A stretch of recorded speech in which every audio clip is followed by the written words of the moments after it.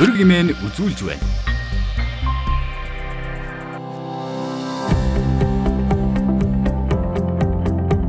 Бизнес ураг нэвтрүүлэг энэ удаа Америкийн нэгэн улсын Вашингтон ДС хотод санхүүгийн зөвлөх үйлчилгээ үзүүлдэг Imposta компани үүсгэн байгуулагч захирал Г.Османовыг онцолж ярилцлаа.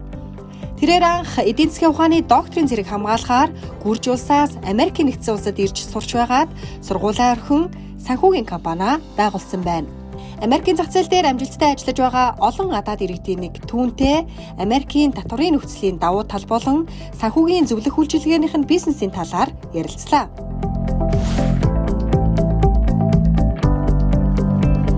How is your work? Good. Everything is great. Okay, nice to meet you. Let's go talk. Өнөөдрийн нэвтрүүлгийн зочин хөтлөгчөөр Вашингтон ДС хотод үйл ажиллагаа явуулдаг Home Design компани захирал цогоо, Life Person компани инженер Сонин баяр нар өргөдөж ярилцлаа.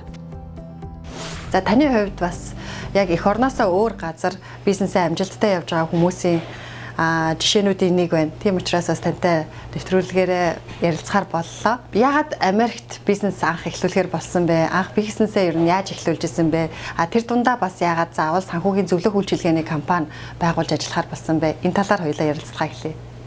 I came here in 2002. 2002 онд анх Америкийн нэгэн улсад ирж байсан. 2-3 газараас тэтгэлэг авч эдийн засгийн ухааны докторын зэрэг хамгаалах зорилго өөртлөн Америкт ирж байлаа. Явцын дунд докторын зэрэг хамгаалах маань миний зорилго биш юм байна гэдгийг ойлгосон гэхүү дээ. Ерөөсөө доктор сурхаа болъё гэж шийдснээс хойш хэд хэдэн санхүүгийн үйлчилгээ үзүүлдэг компаниудыг сонирхож ажиллаж үзлээ.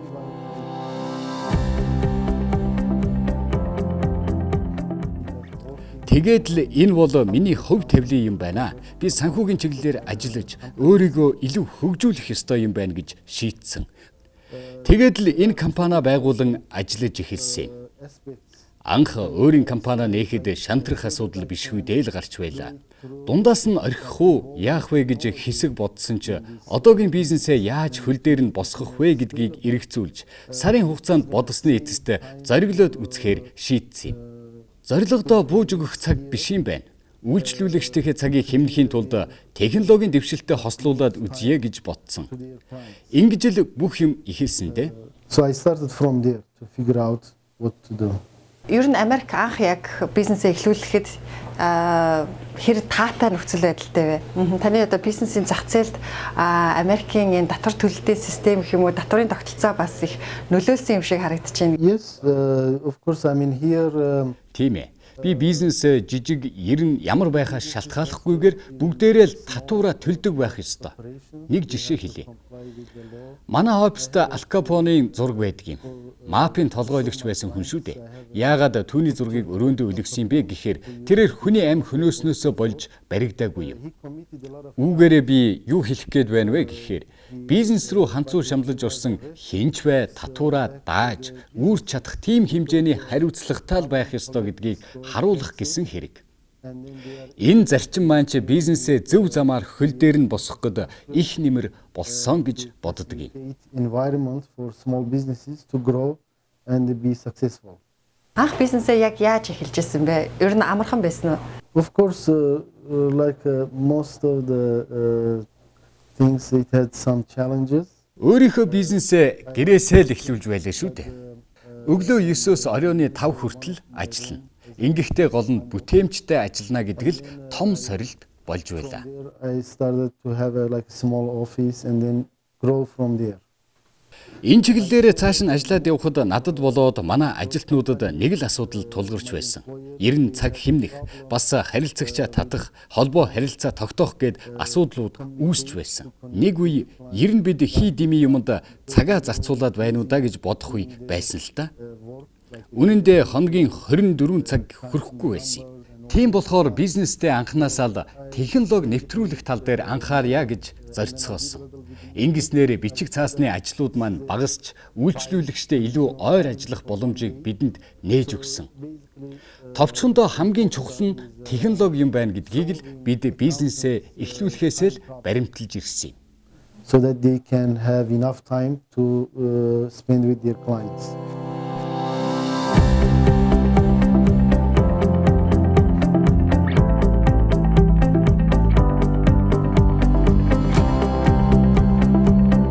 Хэдийн хугацаанд бизнес нь яг одоо хүссэн шиг амжилттай ажиллаж, ашигтай ажиллаж эхэлж ирсэн бэ? Ажилтан аваад бизнесээ өргөжүүлэхэд хэдийн хугацаа орсон бэ? I just want to first explain at the beginning that there are Юун түрүүнд нэг зүйлийг хэлмээр байна. Бизнесээ эхлүүлж байгаа хүмүүстээ хоёр сонголт тулгардаг. Надад ерөнхийдөө тэр хоёр сонголт л тулж ирээд байсан юм. Нэг бол асар богино хугацаанд ашиг олох, нөгөө нь урт хугацаанд тогтвортой ажиллах гэсэн ийм л хоёр зам байсан. Би хоёр дахь замыг нь сонгосон. Ашигтай ажиллаж эхлээд дахин хөрөнгө оруулалт хийгээд амжилттай ажиллахад нийтдээ 5-аас 7 жил зарцуулсан. it takes about 5 to 7 years. Зөвлөх үйлчилгээ үзүүлнэ гэхээр яг ямар үйлчилгээ үзүүлдэг вэ гэдэг тал дээр жоохон дэлгэрэнгүй тайлбарлахгүй юу? We are accounting and tax consulting company. Манайх нэгтлэн бодох санхүүгийн зөвлөх үйлчилгээний компани. Бид жижиг бизнесүүд хувь хүнгээд л санхүүгийн үйлчилгээ эрхэлж байгаа бүхий л хэсэгт хүрч ажилладаг. Тэднийг татвар санхүүгийн зөвлөх үйлчилгээгээр ханган ажиллахыг зорьдог юм.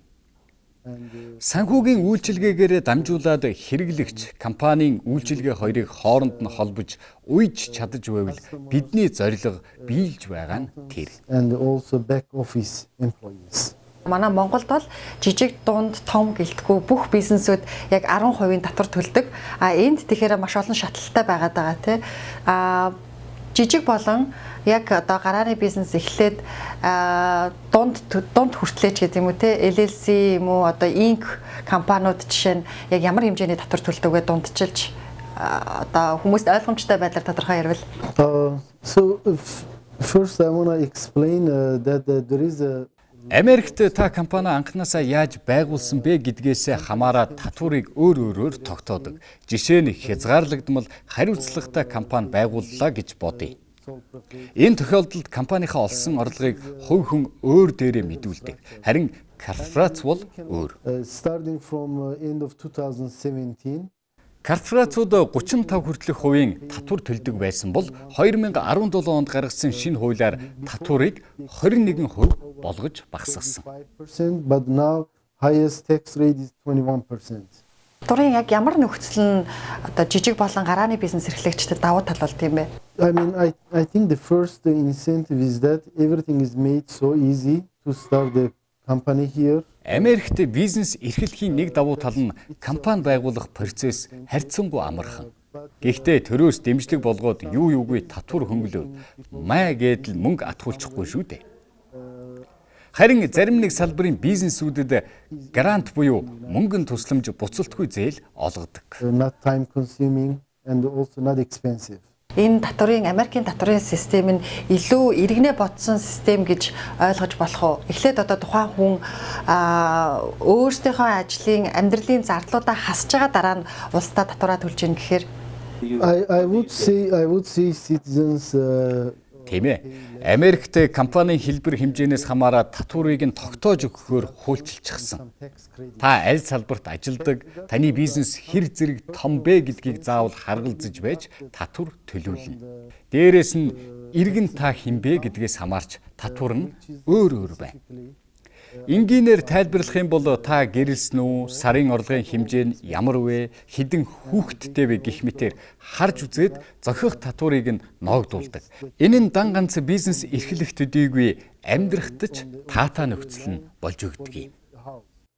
But of course there are more detail about it, but that's in general. Өнөөдрийн нэвтрүүлгийн зочин хөтлөгчөөр Вашингтон ДС хотод үйл ажиллагаа явуулдаг Home Design компани захирал цогоо, Life Person компани инженер Сонин Баяр нар өргөдөж ярилцлаа. За яг манай монголчуудын хувьд бол бас энэ Америкийн татварын систем их өөр санагдаж байгаа бох тийм ээ. Яг юм хувь хүмүүс дээрээ ингэж татвараа бодуулах, зайлшгүй одоо жил болгон татвараа бодуулна. Татвараа маш сайн төлөх ёстой гэдэг. Энэ анх ямар санагдчихсэн бэ? Татвараа одоо ер нь жил болгон л бодуулаад явж байгаа хэ. Тэгээд тэр эргээд нөгөө татвар төлснөөхөө тэр татвараа төлснөөхөө үр дүн ер нь яаж мэдэрч байна? Анх ирээд явахдаа нөгөө татвар матвар сайн мэдэхгүй шүү дээ. Үед иржсэн. Үед ч юм уу бид нөгөө татвар төлөх тэр татварын соёл манай Монгол улс ерөнхийдөө тийм өндөр биш бол өнөө гэж би зөвхөн харсан.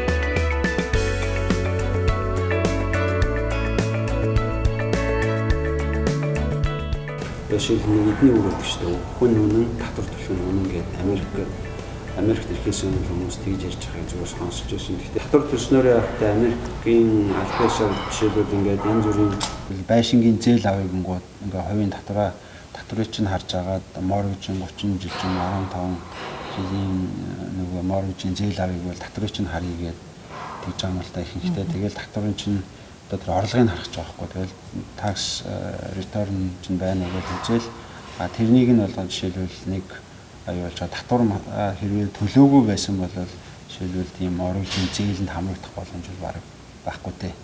Тэгтэл зээл авъя бол татварын төлөлтийг бас харна. Тэгээд сургуульд явуулах жишээлбэл scholarship авъя Америкийн иргэд шиг юм бол яг орлогыг харъя гэдэг. Тэгээ орлого нь жишээлбэл гэр бүлийн орлого нь тодорхой тэр заасан хэмжээнээс нь бага байх юм бол жишээлбэл хүүхдэд нь юу гэдэг scholarship ч юм уу тэтгэлэг өгөх магадлал байх магадaltaй. Та яг өөрөө бизнес эрхэлж явах хугацаанд төлсөн татварынхаа үр дүнг нэг юм давуу байдлаар ашиглаж исэн тохиолдол байдгүй. Зээл авахд л биш. Татварыг хараад зээл авахд л шууд татварыг чи юу гэж харъя гээл. Маш төвөггүйгээр хурдан төвөггүй тэгээд банкн дээр очиод тийм байна. 24 цаг 48 цагийн дотор тодорхой хэмжээнийх нь. Зээлийн хүүн хэдэ вэ?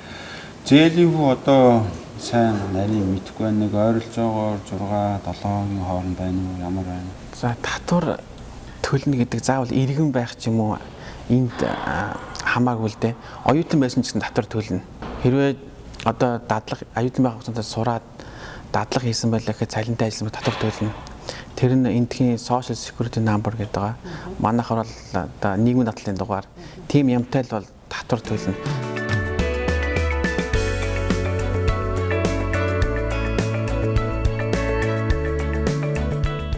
Татвар төлнө гэдэг нь бас заавал төлнө гэсэн үг биш. Бодуулахад татвар буцааж мөнгө авч болдог. Миний жишээн дээр болохоор би 2 удаа чинь ямар ч мөнгө төлөлөөгүй бодуулгаад улсаас мөнгө авсан. Ягаад тэгэхээр тэр нь нөгөө бодуулаад орлого нь бага чинь улсад сургуульд чинь цугласан төлбөр аяг төлсөн. Тэгэхээр тэрнээсээ буцаал мөнгө авах боломжтой гэдээ 2 удаа мөнгө авч ирсэн. Сүүлийнхээр болохоор манай цалингаа шалтгаалаад дотор өгч ийсэн. Тэгэхээр өгдөг авдаг, өгөөтэй аваадаг гэсэн. Заавал нэг дижигээ урсгалтай биш, заавал өгдөг биш бас авдаг. Тэр ерөөсөө хүн манай системтэй харьцуулах юм бол ингээл орлого нь ямар байна, ямар төвшний цалинтай ажил хийж гин, хэдэн хүүхэдтэй хамаагүй л 10% шууд сугдатдаг штэ ажил хийж байгаа хүмүүстэй. Энд бас ийм давуу тал байна те. Иргэнэ боддог. Тэгээ ерөнхийдөө арай тийм flexible тал руугаа юм. Тухайн үед нь төлж явж байгаад татвараа мэдүүлээд тэгээд нөгөө нэг тэр чинь нөгөө юу хийгээд анализ хийгээд буцаагаад өгч байгаа гэсэн үг шүү дээ тийм ээ. Эхлээд төлж байгаа гэсэн үг шүү дээ тий. Жилд нэг удаа файлинг хийх ёстой. Бас яг сар болгон ажилдаг бол тэрийг бас яг цалин дээрээс өгж болно. Эсвэл жилийн өгсөн болно. Гэтэ эндхийн улсууд бол ихэнхдээ сар сүрдэн төлж явж байгаад жилийн бодуулаад мөнгө буцааж авдаг. Нэг дор бүх мөнгө авдаг. Америкийн иргэд маш сайн татвараа төлдөг юм байна тий. Тэр нь мэдээж одоо tax credit талдаа давуу тал үүсгэж юм байна. Ер нь яг ийм маш сайн татвар төлж байгааг нөгөө талдаа бас нөгөө татвар төлсөн одоо үр дүнгээ эргээд хүртэж чаддаг болохоор татвар төлөлт нь маш сайн байна гэж ойлгож болох уу? So basically it's of course there is a Тийм ээ. Америкт татвар гэдэг бол тухайн компанийн тухай, хувь хүний тухайч бүгдийг нь хилээд өгөх тойл гэж хэлж болно. Тийм ч учраас ч татвар хэр зэрэг төлсөн бэ гэдгийг нь хараад дүгнэх нь нийтлэг. Жишээ нь банкуд компаниудад зээл олголоо гэхэд эхлээд төлсөн татварыг чинь үзье л гэдэг. Хамгийн чухал нь татвар. Борлуулалт бол үүний дараагаар яригдах асуудал байдаг. Борлуулалт хідэж байж болно. Өөр бас нэг зүйл нь улс төрч хүн байлаа гэж бодъё л доо. Тэглээ гэхэд тухайн хүний төлсөн татварыг нь үзээд итгэл үзүүлэх хэсгээ шийддэг байх жишээтэй. Тэгэхээр татвар төлнө гэдэг эндхийн нийгмийн нэг соёл том үнэлэмж байдаг гэж хэлж болох юм. It's also part of culture, American culture. Окей. За татварын системийн талаар бол нэлээд ойлголт авлаа. Одоо таны бизнес руу эргэж орох юм бол яг одоо энэ зах зээл дээр те энэ санхүүгийн консалтинг зөвлөх үйлчилгээ үзүүлдэг зах зээл дээр өрсөлдөөн хэр их байд юм бэ? Иргэн болгон маш олон бизнес байгаа гэд тоогоор харьцуулахаар одоо өрсөлдөө их юм шиг байна. Тэгэхээр яг таны бизнес компанийн хувьд энэ өрсөлдөөнд яаж ялгардаг вэ? So if you wanna, as you told, there are Манай компани хувьд хэрэглэгчдэд үзүүлэх үйлчилгээгээрээ ялгардаг. Ингэхдээ бид үйлчилгээгээ технологийн дэвшилтэд уйж чаддгаараа ижил төрлийн компаниудаас давуу гэж бодож байна. Энэ бол нэг талаар ялгарл. Санхүүгийн зөвлөх үйлчилгээ үзүүлдэг бусад компаниуд одоогоор технологийн дэвшлийг ашиглахад төдийлөн анхаарахгүй байна. Мэдээж Америкийн том зах зээл дээр янз бүрийн компаниуд байна л да. Зарим жижиг компаниуд том компаниудаа үйлчилгээ үзүүлэхэд жаахан хүндрэлтэй гэдэл асуудлууд гарна. Хүчин чадлаас шалтгаалаад шүү дээ. with the technology. That's our goal. Манай Монголын зах зээл дээр ч гэсэндээ одоо ямар ч төрлийн үйлчилгээ үзүүлж байгаа бизнесийн байгууллагууд технологитой холбогчд дараагийн шатандаа гарч зах зээл дээр илүү одоо амжилттай ажиллах тийм бас шахалт тулгарч байна л да. Анх ер нь энэ одоо бизнесээ эхлээл явж байгаад те ер нь ингэж технологиг одоо бизнестэйгээ хослуулахгүй бол болохгүй нэ гэдгийг хизээ юунаас мэдрээд тэгээд технологитой хослуулсан технологи руу бас ингэ шилжих амархан байсан уу гайгүй байсан уу? I mean, in general, of course, like almost all the small or big. Ерөөсөө л энэ салбарт юу чухал бэ гэхээр нэгэн цаг нөгөө нь итгэл. Тийм болохоор анхнаасаа л технологи ашиглаад үйлчлүүлэгчдийнхээ цагийг хэмнэе гэж зорьсон юм. In the technology and involve the technology in the process. Одоо яг компанийн бүтцэн яг ямар хэмжээтэй вэ? Хичнээн ажилтнтай вэ? Our Одоо компанид 15 ажиллаж байна. Эхэлж байгаа бизнесийн хувьд ажилтнуудын тоо бага байх тусам зардал нь мэдээж бага тусна. Ер нь манай компани анхнаасаа технологийн компани биш учраас манайхтай хамтарч ажиллаж байгаа компани бидний хүссэн үр дүнг гаргаж өгч сайн ажиллаж байна уу гэдэг дээр нилээд анхаарч ажилладаг. your tasks outsourced by other companies. Одоо компани хичнээн үйлчлүүлэгчтэй вэ? Ихэвчлэн нөгөө хувь хүний татвар бодох уу? Эсвэл яг бизнесийн татварыг үйлчилгээ явуулдаг уу? So our clients both Ойролцоогоор 1500 үйлчлүүлэгчтэй гэж тооцвол 40% нь бизнесийн компаниуд, 60% нь хувь хүн байна. we have about 1,500 clients in total.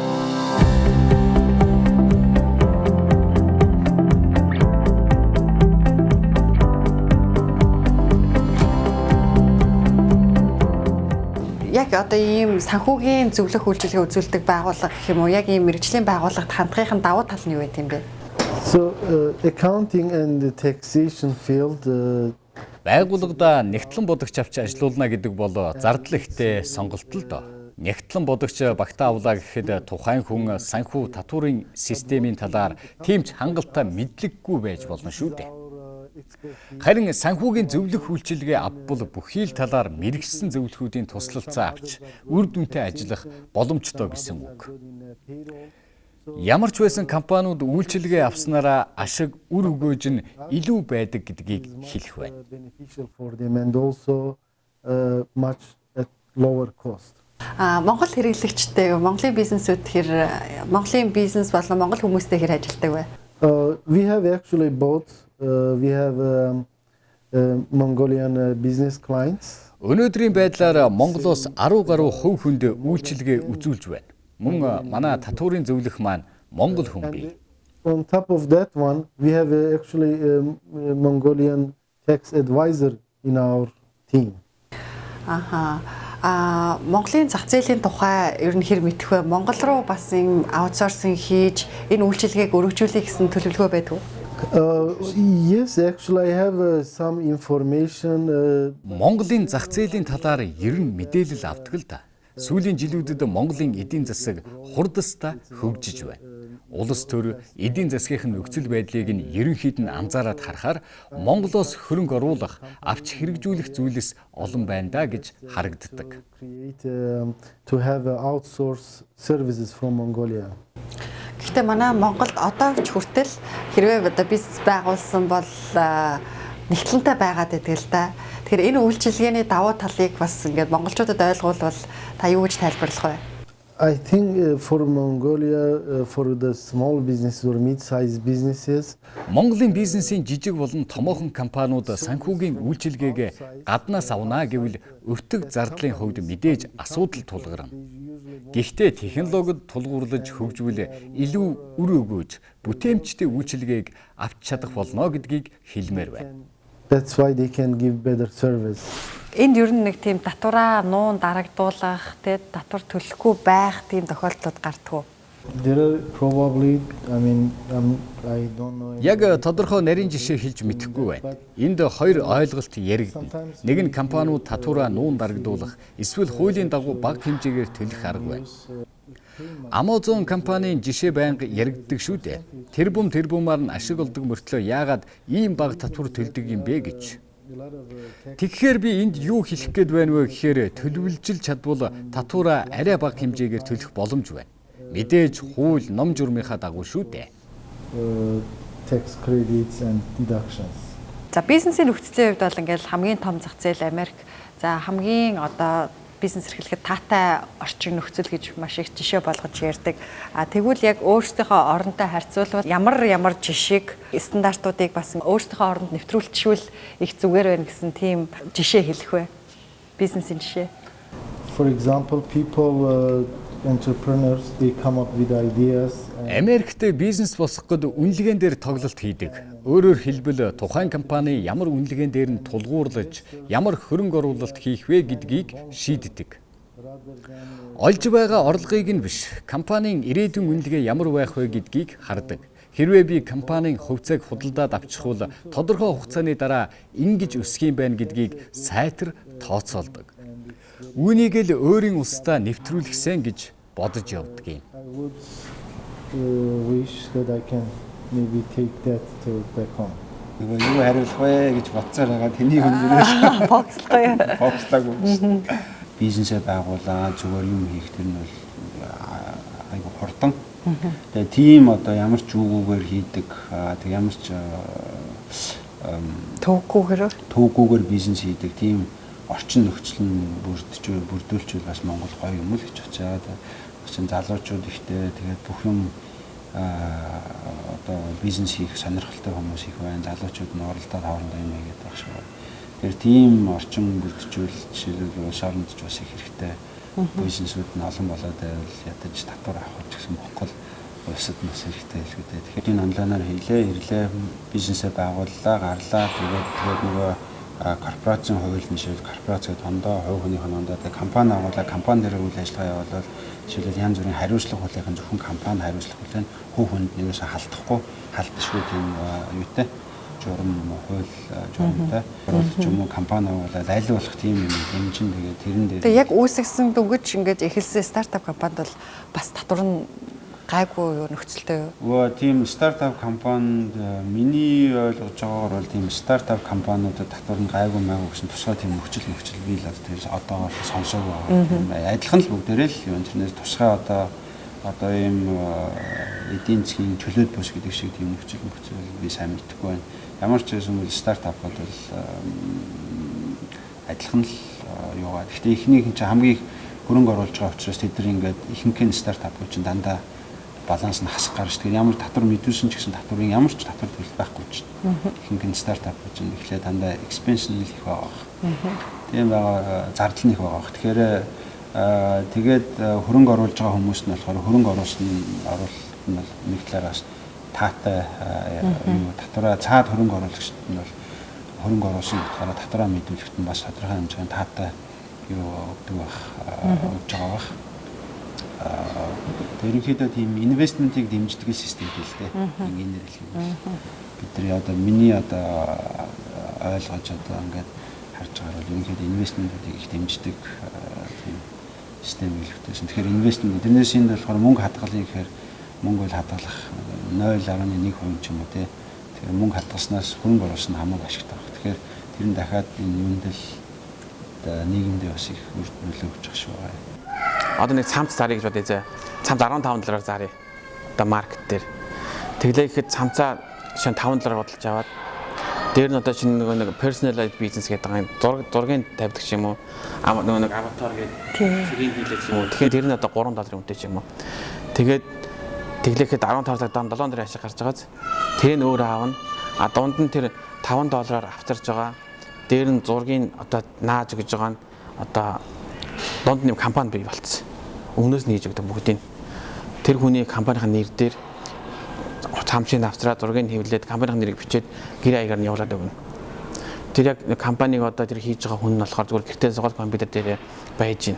За ийм захиалга орж ирсэн байна. Энийг нэгэ шилжүүлсэн байна гэдээ хараа сууж гин.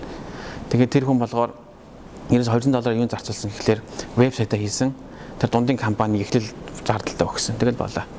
Хүн захиалга өглөө гэхэд орж ирээд тэр цамцын сонгоод дарахад тэр захиалга нь дундын компани дээр очиод дундын компани бүгдийн бараагийн захиалаа зургийг хэвлээд хүнээр явуулаад өгнө. Тэр жишээ нь тэр одоо юм нэхэр ямар ч хүн хийж болно. Тэр хүн хаан $200 хийсэн гэж тэгээд $5 сая борлуулалт хийсэн. Тэрнээс ашиг нь одоо чинь сая доллар ч байдаг юм уу тийм байгаа байхгүй. Тэгэхээр ийм юмыг одоо хөнгөвчсөн Монголд одоо чинь тийм хийхэд дундын нэм компани байх юм бол заавал агуулах аваад бараагаад татах ямар шаардлага байхгүй. Тэр нь их гой санагдсан. Тийм юм Монголд байдаг бол бас боломжтой ч юм уу гэж бодож байгаа. Dropshipping модель гэдэг яриад байгаа шүү. Тэгээ наадталт нь юу хийгээд артталт нь нөгөө хоёр тусдаа танай компани веб мэбийг шаардлагагүй борлуул бидний компани вебийг хийгээд бүх цаатлын борлуулалтын танай зарагдсан жишээлэл өгдөг ч юм уу тиймэрхүү. Яг одоо нөгөө чаддгаа гэдэг шиг тэ мэрэгснээрээ яг хийгээд явж байгаа гэсэн үг тий. Тэгээ тэр хүн болохоор гол нь зөвхөн маркетинг л юм. Өөрөө тэр жишээн дээр болохоор нэг хүн 24 цагийн дотор бүх юм хийж байгаа байхгүй. 48 цагийн дотор. Тэр нь болохоор эхлээ вебсайтаа 10 хэдэн цагт нэгээд одоо нэг маркетингийн юу гаргаад тэгээд бүх юм вебсайтаа бэлдээ зургийг тавиад тэгэнгүүтээ дараагийн 24 цагт нь болохоор бараагаа зарж байгаа. Facebook дээр буст хийгээл хүнөөс нь сайд руу орж захиалга хийгээл нэг өдрийн дотор $200 ихсэн бизнес нь $8 олж байгаа байхгүй. Эхний зөвхөн 24 цагийн дотор. Тэгэхээр тэр нь бол маш тийм одоо боломж гэж харсан. Энэ бол заавал агуулах аваад би бас урд нь бодоод хятадас нэг юм авчрал зарыг гэж бодоход чинь өөрөө захиалаад байгуулах байршилаа зарах хэрэгтэй байтал. Одоо дундын компани захиалгыг хийгээд, имийг хийгээд, хаягийг бичээд явуулаад өгчдөг. Тэр нь одоо нэг төрлийн консалтинг бизнес гэх юм уу тиймэрхүү. Энэ бол тий яг бас одоо яг хөгжих юу баха модель бах. Одоо манай боломжтой ч юм уу одоо манайх ч нөгөө нэг далайд гарцгүй юугүй гэж хаам чинь яг иймэрхүү мэд загвараар ингээд юунуудын чаддаг юмнууд нь өөрөө бүтээгдэхүүнүүдээ хийгээд яагаад байвал тэгэхээр хоорондоо холбоотой ажиллаж байна гэсэн үг байхгүй тий. Хоорондоо холбоотой. Тэгээ өртгөж багасна. Бүгдийг өөрсдөө хийнэ гэж яахгүйгээр шийдэлж. Эцсийн бүтээний хямдхан гарна. Яагаад гэвэл өөрөө агуулга авснаас хүний агуулга тавиад жоохон мөнгө өгсөн байсан хамаагүй эцсийн бүтээний баг гарна. Эцэст нь хэрэглэгч бас очиж байгаа байхгүй. Нэвтрүүлгийн хамтран ажиллагч Төрийн банк. Нэвтрүүлгийн хамтран ажиллагч Говь Кашмир. Нэвтрүүлгийн хамтран ажиллагч Korean Airline.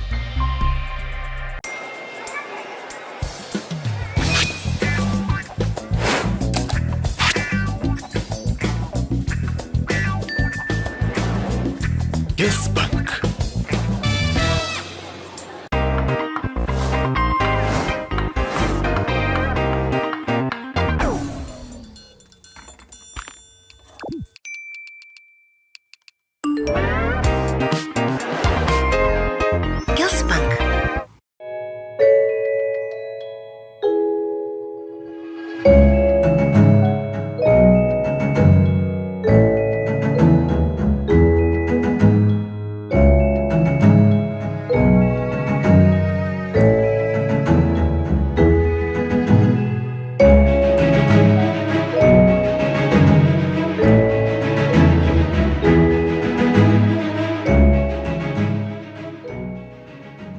Of all the ways to go, what if you go Korean?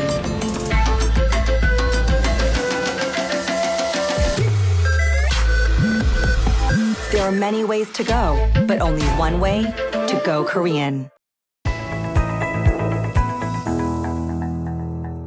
Өнөөдрийг хүртэлх одоо Америкт бизнес хийж явах хугацаанд те одоо энэ санхүүгийн зөвлөх үйлчилгээний төрлийн бизнес хийж байхад хамгийн одоо том тулгарч исэн бизнесийн асуудал нь юу байсан бэ? Түүнээс яаж гарч исэн ийм кейсээс хуваалцахгүй юу? I want to actually confess that at one point Америкт бизнесээ анх эхлүүлээд би нэг зүйлийг нилээд ухаарсан. Тэр нь юу вэ гэхээр өөрийнхөө үзээд алд битгий бууж өг гэдэг хүчтэй бодлыг тархиндаа суулгаад хөдөлж эхлэх ёстой юм байна гэж. Тэгээд яг шантрах бодол төрж байсан тэр үедээ би Breaking Bad нэртэй кино үзсэн юм. Тухайн кинонд хүн дээр өвдсөн 2 жилийн настай гэдгээ мэдсэн нэгэн багш үхэхийн оронд өөрийгөө чөлөөлё.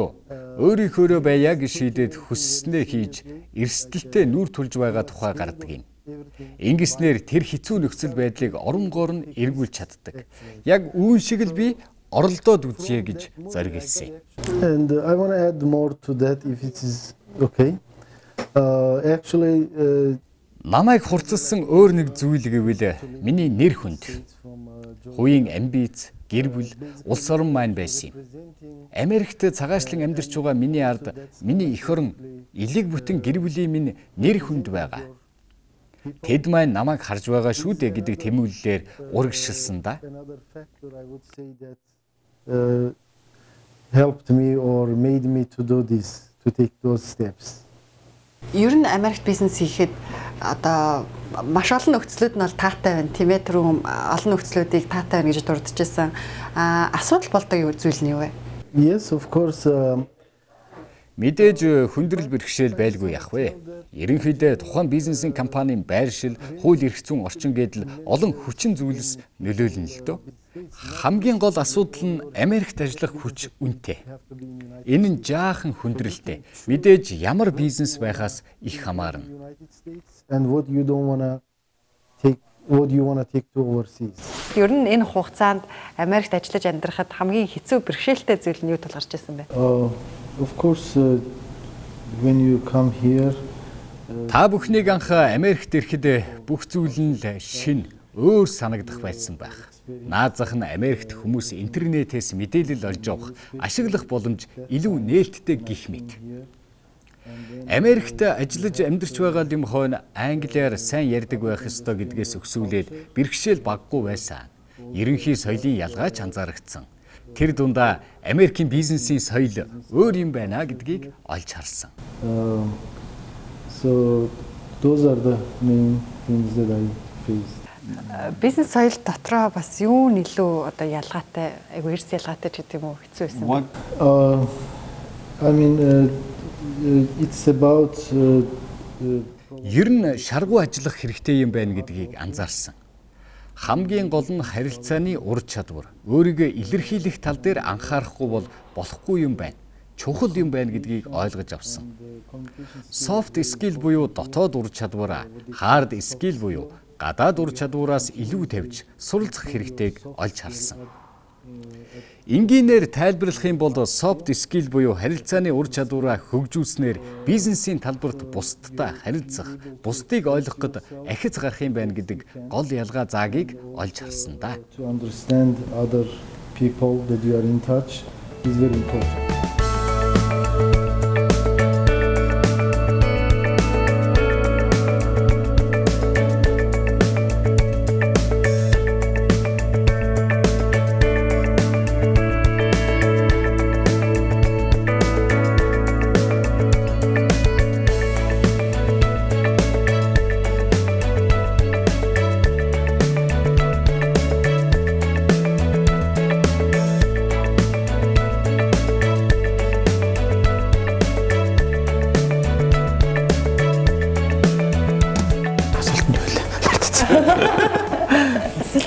Challenge лөө. Тий, одоо энэ 5 жил болж байлаа. Тий.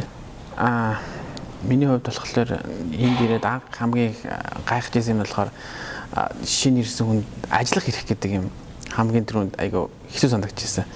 Энд ирсэн хүн болгон ажилламаар байдаг, мэргэжилтэнд байгаад байдаг, ажиллахаар ажиллах эрх нь байхгүй. Тэгээ энэ эрх нь яаж үүсдэг гэхээр ногоон карт авсны дараа ч юм ажиллах эрх, сургуулаа төгсөж дараа ч юм уу тэр эрх нь үүсдэг. Тэр эрх нь 1-3 жил яндар байдаг, мэргэжилж шалтгаалаад тэгээ тэрийг авсны дараа ажиллах эрхээ аваад ажиллаж байгаа яг тэр ажиллах эрх гэдэг юм дээр анх хэцүү санагдчихсан. Бусдаар бол ер нь бол соёломж гэдэг юм уу тэр нь бол нэлээд тийм хэцүү биш байсан анх эрхний дараа бол. Одоо бол яг энэ мэргэжлэр ажиллаж байгаа шүү дээ, тий? бас дараагийн нэг челленж нь болохоор сургуулаа төгслөө гээд шууд ажил олдохгүй. Энэ Америкт маш олон хүн ажил хайж байгаа. Тэрэндээ өрсөлдөд ялангуяа эндхийн иргэнтэй өрсөлдөж тэр яг мэргэжлэр ажил олно гэдэг бол маш хүнд. Тэгээд тэрэнд зөвхөн одоо интервьюд ярилцлаганд бэлгэхэд бол 2 сар, 3 сар зөвхөн ярилцлаганд бэлдээд тэгээд ярилцлага нь өөрөө дахиад 3-6 сар явдаг. Энэ хугацаанд яг ямар ч ажил хийх боломжгүй. Одоо чинь гэр бүлийн байдал нь гэрэлцэн болохоор хүүхэдтэй мөнгө байр сууны мөнгө их хэцүү байдаг. Тэр ухаанд яг өөрийгөө бүтэн яг тэр ажилдаа зориулаад тэгээд тэгсний хүндсэн дээр ажил олоод нэг ажил олсны дараа бол тэр бичиг баримт ч юм уу цалин мөнгө нь л асуудал болоо явчихдаг. Тэр талаас болохоор ер нь бол маш их өрсөлдөөн дундаас ялгарч одоо давуу байж иж ажилд орж чадж байгаа гэж. Тэгээд яг өөрийнх нь хувьд бол энэ ажил дээр юунд давуу талыг үүсгэж байсан бэ? Давуу тал гэхээр туршлагатай. Монголд ажиллаж исэн туршлага одоо Монголын IT-ийн хөгжил, эндхийн IT-ийн хөгжил хоёроос ерөөс ялгаа байхгүй, зөрөө байхгүй. Яг Монгол хийжсэн юм а энд хийхэд бүр зарим тохиолдолд эндхийн юм бол илүү хуучин санагдчихсэн. Яагаад тэгэхээр эндхийн технологи нь аль 80 90 онд хөгжүүлсэн. Тэр юм а стил ингээд аваад явж байгаа, хөгжлөө явж байгаа. Тэгэхээр яг тэр мэддэг хүнээс нэг тэр юм аваад явсан. Бүтнээр нь одоо 2010 онд бүх бараам шинжлэхгүй 80-90 онд ашиглаж байсан ашиглал яваад байгаа байхгүй. Жишээ нь би одоо 2010 онд сурсан байлаа гэхэд тэр юм би мэддэг учраас энэ дээрээ тэр юм хэрэгжүүлж ажиллах боломжтой. Миний ажилласан туршлага нь хэрэг болсон. Ер нь бол бусдад ялгарсан гэсэн. Тэгээд Монгол хүний өөрийнх нь чадвар зарим энтэг ч юм улсууд ингээд ярих чадвар сайтай, интервьюуд ярилцлага айгуу сайн хийдэгчсэн. Яг ажлын байранд очиод хийх юм дээр айгуу гацдаг, чаддаггүй, дор халагдаад явдаг. Тэгэхээр Монгол хүн ороод өөрийнх нь ярих чадвар муу гэж магадгүй ч яг ажил дээр ороо гарангуут ажил айгуу сайн хийдэг. Дороо одоо цайлал гараад ирдэг. За таны хувьд бол Америкт бас их удаж байгаа 14-5 жил. 17 жил болж байна тий. Бас маш олон төрлийн ажил, олон төрлийн бизнес эрхэлж исэн хүн. Юу хамгийн хэцүү байсан бэ? Яг янз бүрийн юм оролдол явж исэн л та оролдол. Хамгийн хэцүү зүйл нь болохоор сургалтын төлбөрөө төлөх надад аюу одоо хамгийн хэцүү нь байсан да. Америкт жишээлбэл сургалтын төлбөрөө нэг сургууль аваад сургалтын төлбөрөө төлөх гэхлээр бүгдийн state school сурч байсан. Тэгэл тэрийг сургалтын төлбөрөө төлөх нь өөрөө бүгдийн даан тэгэл өглөө оффист ажиллаад орой заримдаа ресторанд ажиллаад тэгэл тэр сургалтын төлбөрөө төлөх нь өстой чаленжинг өстой их хэцүү. Бизнес дээр олон төрлийн бизнес яг хөө тэгэл нөгөө эхлээл шууд хүмүүс игээд харан дуурайгаад янз бүрийн хийж байгаа үзэл одоо хийж байгаа бизнес барилга констракшн юу ч мэдэхгүй салбар руу ороод эхлээл тэгэл унжсаад шалгалт өгсөн чинь шалгалтаа өгсөн чинь бизнесийн нөгөө тусгай зөвшөөрөл гэдэг шиг тийм авдаг гэсэн. Тэгээд тэрийг авсан чинь нөгөө бизнесийн шалгалтыг бол аюу амархан өгчөж байгаа очоод тэгсэн нөгөө нэг яг нарийн үг нь болохоор өгчдөг болсон байхгүй. Монгол их хүмүүс 5-6 дэх шалгалт нь өгсөн байна. Та нарын ажиллаж байгаа бизнес салбар дээр ямар болж ер нь өөрчлөгдөж байгаа зах зээл? I can tell that first of Дэлхийн нийтээрээ бизнесийн чиг хандлага хиймэл оюун ухаан суурилсан тал руугаа явж байна. Компаниуд ч бүхий салбарт үүний үр өгөөжийг ашиглахыг зорьж байна. Товчхондоо компаниуд хэрэглэгчид файлаа боловсруулах гэж өөрсдөө хугацаа алдаж суудаг биш. Бэлэн файлаа илгээхдээ серверээс асар богино хугацаанд боловсруулад буцаагаад илгээдэг тийм хэлбэр рүү шилжиж байна. Жишээ нь Microsoft компани Azure гэдэг систем байна л да. Тэнд хэрэглэгч сар жилээр нь төлбөрөө төлчгөөд клауд систем рүүгээ бэлэн файлаа өгчихнө. Ингээд тухайн клауд систем дэх том серверүүд ажиллаад ганцхан минутын дотор тухайн файлыг нь боловсруулад өгчих жишээтэй. Хэрэгтэй үедээ мөнгө төлөөд үйлчилгээгээ авна. Хэрэглэгчид заавал нүсэр технологи, өндөр хүчин чадалтай компьютер хэрэгсэл хэрэггүй болж байгаа юм. Манай компани ч ийм жишгт шилжиж эхэлсэн. Сараар төлбөрөө төлөөд л үйлчилгээгээ авчихдаг. Тэгэхээр мөнгө хэмнэхээс гадна ажлын бүтээмж нэмэгдэж эхэлж байгаа юм. and all services like they are going to that direction. Манай бидний хийж байгаа бизнесийн онцлог гэхээр бас яг хэдийгээр одоо жишээлбэл construction бизнесийг ингээд жишээлбэл яг ингээд бүгдийн юугаар орлуулна магадгүй 50 жилийн дараа ч 100 жилийн дараа робот ирэл хийдэг болчихгүй юм бол одоо хүмүүс яг ингээд гараараа хийсээр л байх л байх л та.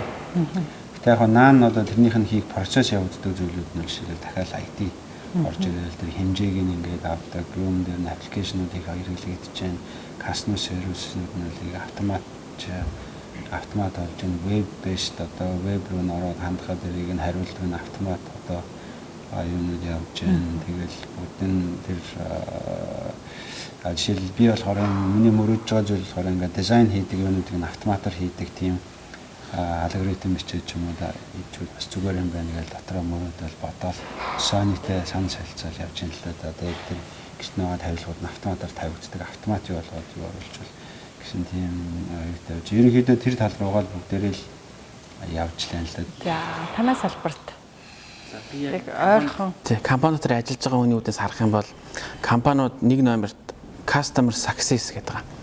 Манай компани бүтээднийг ашиглаад энэ компани ямар success болж байна, ямар проблем тулгарч байна, тэрийг шийдэх зорилготой тийм бүтэн тим байгаа. Тэр тим нь болохоор customer-ыг арчилдаг. Ямар тэгээд тэр хэрвээ тэр компани нэг customer олоод тэр customer happy байх юм бол цааш нь referral хийж олон customer-тай болдог.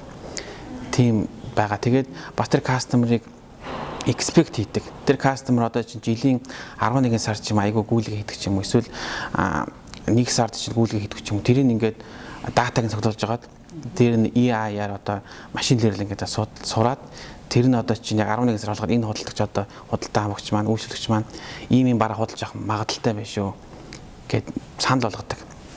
Тэгэхээр заавал нэг хүн трак хийх албагүй. Тэр AI-ын санал болгоод тэнгуут нь тэрийг харсан хүн customer success, customer service гэдэг улсууд нь та түрүү жил ийм бараа авч ирсэн юм байна. Ямар байсан бэ? Энэ жил ийм бүтээгдэхүүн гаргасан та авмаар байна уу ч юм уу тийм санал болгодог. Тэр талаас их дандаа гол нь бол customer-ийн success амжилттай байх талаас нь их арчилж байгаа компаниуд бол. Та яг ойрын хугацаанд өөрийнхөө бизнесийг яаж өргөжүүлж хөгжүүлэх гэж байна?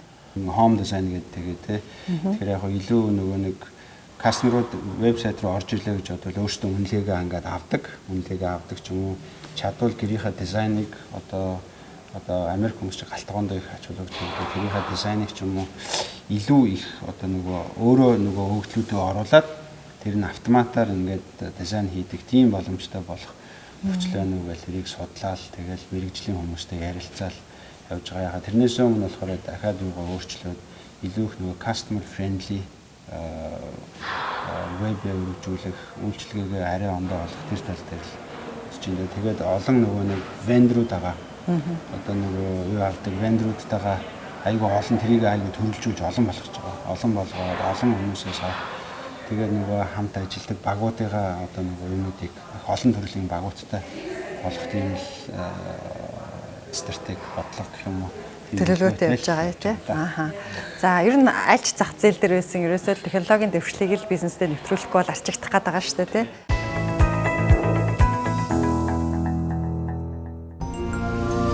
Нэвтрүүлгийн хамтран ажиллагч Төрийн банк. Нэвтрүүлгийн хамтран ажиллагч Говь Кашмир. Нэвтрүүлгийн хамтран ажиллагч Korean Airline.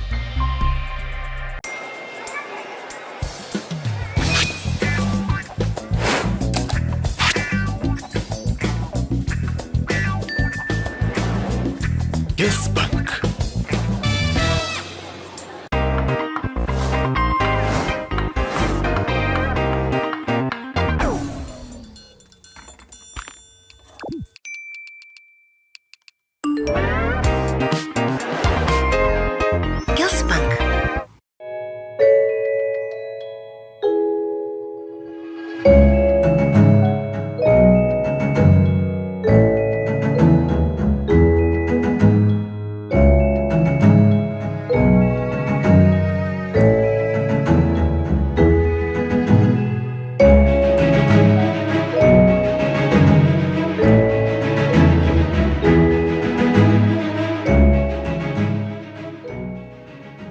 Of all the ways to go, what if you go Korean?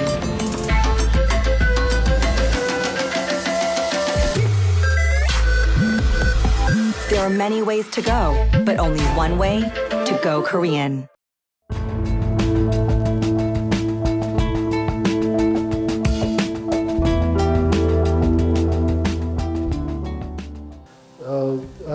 try to wake up around 6 a.m. Би 6 цагт босдог. Орой 11-өөс өмнө унтдаг. to bed before 11 p.m. in the night. Yes, I try to write things. Ажлаа урьдчилж төлөвлөөд алхан тутамдаа зөв зүйл хийхийг эрмэлздэг. Орой болгон унтахынхаа өмнө маргааш юу хийх вэ гэдэг жагсаалтаа гаргаж төлөвлөхийг хичээдэг. Ингээд төлөвлөчхөөр санаа зовох юмгүй тухтаа амарчиж чаддаг юм. Tomorrow, that also basically helps me also to have a good sleep too. No, I actually just. Ирээч дээдэнд пүр дээд буюу Баянба ядуу аав нэртэй номыг дахин уншиж эхлээд байгаа. This is the book right now I'm reading. Actually, in our. Манай компани ажилчдаа зориулаад семинар зохион байгуулдаг юм. Энэ нь хэрхэн яаж илүү сайн мэрэгших вэ гэдэг тухайд байдаг. Тэр сургалтанд хамгийн сүүлд хамрагдсан. Better professional, basically. Yes, I want to actually get my. Компани хөрөнгийн зах зээл дээр амжилттай ажиллуулж, үн цэнтэй хосгүй тийм л компани байлгах юмсан. Тийм хэмжээнд ажиллах юмсан гэж зорьж бодож байна да. Becomes unicorn company. Yes. Боловсрал бас туршлага маань өөртөө оруулсан чухал хөрөнгө оруулалт гэж хэлж болно. Experience. I try to. Болж өгвөл хагас бүтэн сайнны амралт болгоноор өөр зүйл хийхийг хүсдэг. Гэхдээ яг энэ амралтаар ингэж амжин, тэгж амжина гэд хэлчихдэж гэх юм уу төлөвлөхөд хэцүү шүү дээ. Хаяада цанаар гулгадаг. Гэвч тэр бүр энэ хоббигоо хөөцөлдөд байж чадахгүй л байна. I rarely do it, but I tried it.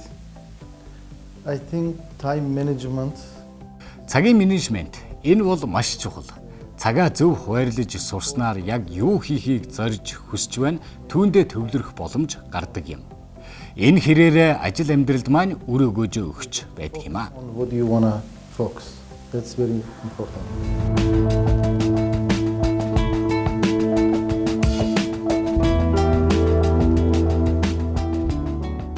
За ойрын хугацаанд ер нь бизнесээ яаж өргөжүүлээ, тэлье гэсэн төлөвлөгөөтэй байгаа вэ? Гадны зах зээл рүү гарах уу? Эсвэл одоо эндээ илүү өргөжье гэсэн төлөвлөгөөтэй байгаа юу? Америкийн зах зээлд амжилттай явж байгаа бизнес бол өөр бараг аль ч орны зах зээлд бол нэвтрэх боломжтой гэж харж байна. Таны төлөвлөгөө юу вэ? So basically, obviously, we are in a service. Хамгийн ихний том зорилго бол Америкийн үндэсний хэмжээний компани болох. Цаашлаад бизнесээ Канада, Англи, Австрали, Шинэ Зеланд руу гаргаж өргөжүүлэх зорилго тавьж байна. Эдгээр улсууд бүгд англи хэлтэй учраас харилцахад амар, бас татвар, санхүүгийн үйлчилгээний хувьд ижил төстэй байдаг. Тэгэхээр бид эхний ээлжинд Америкийн үндэсний хэмжээнд үйл ажиллагаа өргөжүүлээд авчихвал эдгээр улсын зах зээлд чөлөөтөө нэвтрэх боломж нь нээгднэ гэж харж байгаа. And then to expand those markets. Окей. Нутаг руугаа буцах уу? Хувь хүнийх нь зорилго нь юу вэ? Одоо ингээд багагүй хугацаанд Америкт амьдралаа тийм ээ. Одоо ирсэн зорилгоо гүйцэлдүүлж чадсан уу? Хизээ эх орн руугаа буцна гэсэн төлөвлөгөөтэй байдаг вэ? I mean, in my experience, I think goals. Ойрын ирээдүйд эх орн руугаа буцъя гэсэн бодол байхгүй. Би Америкт байснараа эндхийн зах зээлд миний сурсан, мэдсэн бүхэн хэрэгтэй гэж бодож байна. Мэдээж төрлөх нутаг орн майнд ч миний мэдлэг хөв нэмэр хэрэгтэй. Аливаа шин зүйлд суралцъя, хөгжиё гэсэн зорилго мөрөөдөл маань хിവэрэ байгаа. We don't know. Like I mean, we never know. Та түрүү Монголын зах зээлийг бас сонирхож байгаа судалсан гэжсэн. Монголын бас ийм зах зээлийн давуу талыг юу гэж харж байгаа вэ? I think first of all Монгол гэхээр шууд л байгалийн баялаг, өргөн уудам газар нутаг санаанд минь бууж байна л да. Мэдээж үүнийг дагаад уул уурхайн салбар боломж ихтэй. Нөгөө талаар дэлхийн 2 дахь том зах зээл бүгд найрамдах Хятад ард улсын зах зээлд ойр. Энэ нь Монголын хувьд маш том давуу тал юм. being close to China is very important and very good advantage for Mongolia. Окей. За баярлалаа. Бидний урилгыг хүлээж авч нэвтрүүлэгт маань маш сонирхолтой яриа өрнүүлсэн баярлалаа. Биднэрт бас энэ Америкийн татварын систем маш сонирхолтой байна. Таны эрхэлж байгаа бас бизнес модель, за бизнесийн одоо үйлчилгээ бол бас Монголдо нэг шин төрлийн бизнесийн үйлчилгээ. Тэгээд энэ бизнес бас ямар замаар хөгждөг, ямар модельээр явдаг талаарх яриа сонирхолтой байлаа. Урилга хүлээж авч ярилцсан баярлалаа. Таны ажил болон бизнест өндөр амжилт хүсье. Thank you very much for coming. Биднийг зорин ирж нэвтрүүлэгтээ урьж ярилцсан та бүхэнд бас баярлалаа. Яриа өрнүүлэхэд таатай байлаа. Nice meeting you and a nice conversation. I enjoyed it as well. За, do you know Gobi Kashmir? Gobi, I know it's Gobi like a geographical place. Gobi Kashmir, Mongolian Kashmir. Манай нэвтрүүлэгт оролцсон оролцогчдаа бас энэ говь Кашмир бол манай Монголын ноолуурын бас хамгийн томоохон компаниудын нэг, дэлхийн брэнд болж байгаа компани. Говь брендийн энэ бэлгийн картыг бэлгэлж байна. Thank you very much. Thank you.